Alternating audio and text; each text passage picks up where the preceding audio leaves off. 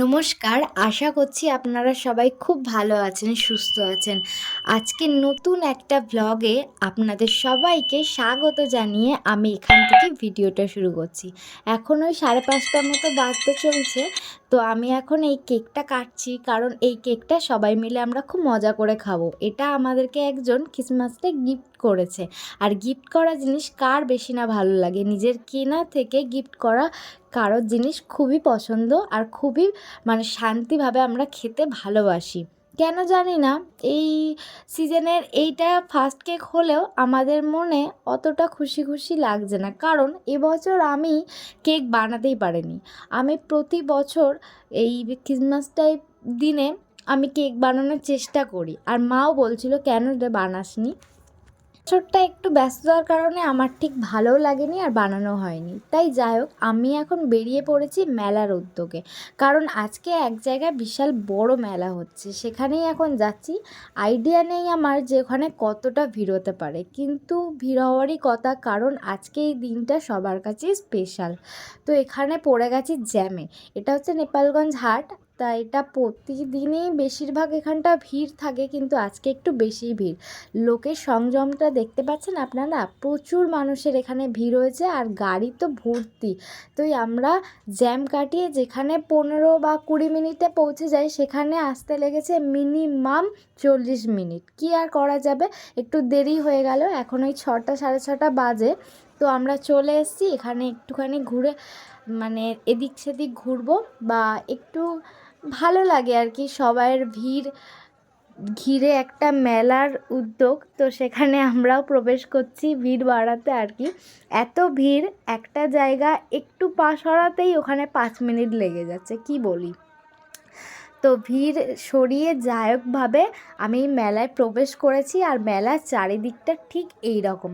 বেশিক্ষণ থাকবো না, কারণ আমার বাড়িতে আজকে বড় প্রোগ্রাম আছে। তাই বাড়ির জন্য কিছু খাবার নিয়ে, জন্য দুটো ফ্রুট বিয়ার নিয়ে বাড়ির উদ্দেশ্যে আমরা এখন বেরিয়ে পড়ছি, কারণ দেরি করা যাবে না। বাড়িতে দুটো মানুষ আসবে, আপনারা পুরো ভিডিওটা দেখলেই বুঝতে পারবেন।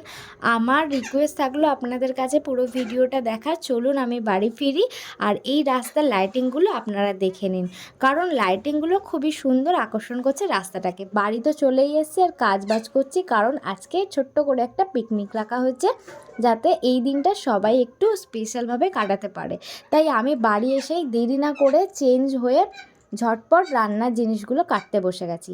আজকে দুটো ভালো ভালো মেনু, আর তার সাথে রাইস আছে। আপনারা পুরো ভিডিওটা দেখুন, বুঝতে পারবেন। এই যে ইনি হচ্ছেন আমার বরের মাসির ছেলে, আমার ভাসুর হয়। আর ইনি যে বসে আছেন, হাতটা দেখালো, উনি হচ্ছে আমার বরের বন্ধু, খুবই কাছের। তো আমি ওখানে কাজবাজগুলো করছি, আর ওনারা আমাকে খুবই হেল্প করছে, প্রতিবারই তাই করে। সুমনদা বসে আছে, আর এখানে টিটুদা আমার বরের দাদা, সে চিকেনগুলো একটু ছোট ছোট করে পিস করে নিচ্ছে। চিকেনের ছোট পিস দেখে আপনারা বুঝতেই পারছেন আজকে চিলি চিকেন হবে, আর তার সাথে ভেটকি মাছ আছে, সেটা হবে চিলি ফিশ। কিছু মাংস তুলে রাখা হয়েছে, কারণ এই যে মাংসটা আলাদাভাবে রাখা হয়েছে, সেটা যাবে মিক্স ফ্রাইড রাইসে। আজকে 3টে জমজমাট একদম মেনু। পিকনিকটা আমাদের সবার, যেহেতু আমার বাড়িতে এসছে ওনারা মজা করে পিকনিক করতে, তাই আমারও কিছু দায়িত্ব আছে ওনাদেরকে হেল্প করার। আমার বরকে বলেছি আপনাদের দেখানোর জন্য একটু ভিডিও বানিয়ে দিতে, তারপর তুমি একটু আমাদেরকে হেল্প করো, তার আগে আমরা কিছু কাজবাজগুলো সেরে নেই। এই যে এখানে আমি উনুনটাও ধরিয়ে নিয়েছি, কারণ উনানটা যতক্ষণ না ধরাবো কিছুই কাজ হবে না। এই যে সেই ল্যাম্পটা আপনারা দেখেছেন, এই লম্পটা অনেক কাজে লাগে আমার। এই লম্পটা না হলে আমি উনানই ধরাতে পারি না।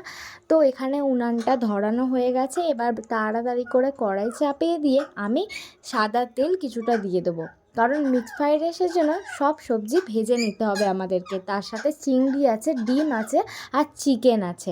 এই সবগুলো আমাদেরকে ম্যারিনেশন করে রেখে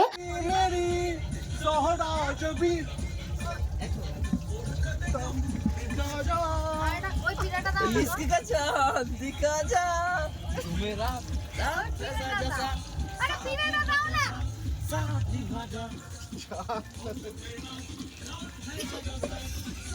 আজকে ঠিক কতটা মজা হবে আমি একদমই আগে ভাবিনি, কিন্তু যা চলছে আমার আজকে দিনটা খুবই স্পেশাল কাটছে। খুব মজা হয় এই দাদাগুলো আসলে, আমাদের সবাইয়ের একসাথে এই দিনগুলো কাটানো আমাদের খুব ভালো লাগে। ওরা আমাকে বোনের মতো ভালোবাসে আর আমি ঠিক আমার দাদার মতো, কারণ ওনারা খুব কাজবাজ করে আমার বাড়ি আসলে। যতই আমি রান্না বান্না করি আর কাজ করি না কেন, ওরা প্রচণ্ড হেল্প করে দেয় আমাকে, আর আমারও রান্না বান্না করতে সুবিধা হয়। আমি আজকে দাদাকে বলেছি যে আজকে তুমি রান্নাটা করো, আমি সব কাজবাজগুলো করে দেবো, কিন্তু রান্নাটা তুমিই করো, কারণ নিজের হাতে রান্না খেতে খেতে আমি সত্যিই বোর হয়ে গেছি। আমার বাড়িতে কেউ আসলে আমি তাকে বলি যে আমি সব দিচ্ছি তোমার কাছে জোগাড় করে, প্লিজ আমাকে রান্না করে খাও, কারণ আমার কারো হাতে রান্না খেতে খুবই ভালো লাগে নিজে করার থেকে। তো এখানে চিকেনগুলো ফ্রাই করা হয়ে গেছে, ভেটকি ফ্রাই করা হয়ে গেছে, সেগুলো চিলি চিকেনটাই বাকি, গ্রেভিতে পড়লেই ব্যাস চিকেন রেডি হয়ে যাবে। ফিশটা আগে হয়ে গেছে, আপনাদের বলতে ভুলে গেছিলাম। আর এই যে আমার পাশে একটা আমার বড় সদস্য বসে আছে বাড়ির, আমিও কথা বলছি বলে ওনাকেও কথা বলতে হবে আপনাদের সাথে। আমি যে আপনাদের সাথে কথা বলছি সেটা ওনার পছন্দ হচ্ছে না, ও কথা বলছে। তো অনেকটা রাত হওয়ার পরে আমরা বসে পড়েছি খাবার খেতে। এখন বাজে ওই 11:30 মতো, আমরা এবার খাবো সবাই মিলে। আজকে অনেক সৌভাগ্য হওয়ার ফলে উনি আমাকে বেড়ে খাওয়াচ্ছেন, কারণ সবাই আছে। আমি বলেছি তুমি আজকে খেতে দাও, কারণ সবাইয়ের খুব ভালো লাগবে, কারণ ওনারা বাড়িতে এসছে আর আমি এই পাটটা বসে আছি, আমি তো খেতে দিতে পারবো না। তাই ওনাকেই বললাম যে আজকে তুমি সবাইকে একটু খেতে দিয়ে দাও, আমরা বসে খাই আর নিজেও নিয়ে নাও, সবাই একসাথে খাওয়ার মজাটাই কিন্তু আলাদা। আজকে রাইসটা খুবই সুন্দর হয়েছে, আপনারা দেখে বুঝতে পারছেন যে কতটা ঝরঝরে রাইসটা হয়েছে, আর তার সাথে চিলি ফিশটা জাস্ট দারুণ লাগছে। একদম গরম গরম এরম রাতের শীতের খাবার হলে কার না ভালো লাগে আপনারাই বলুন। তো আজকে ভিডিওটা আপনাদের কেমন লাগলো বা আপনারা আমাকে কতটা পছন্দ করেন সেটা আমাকে কমেন্টে জানাবেন। আমার খুবই ভালো লাগবে একান্ত আপনারা আমার পাশে থেকে আমাকে সাপোর্ট করবেন, আমার চ্যানেলটিকে সাবস্ক্রাইব করবেন। আশা করছি আমার ভিডিওটা আপনাদের একটু হলেও ভালো লেগেছে।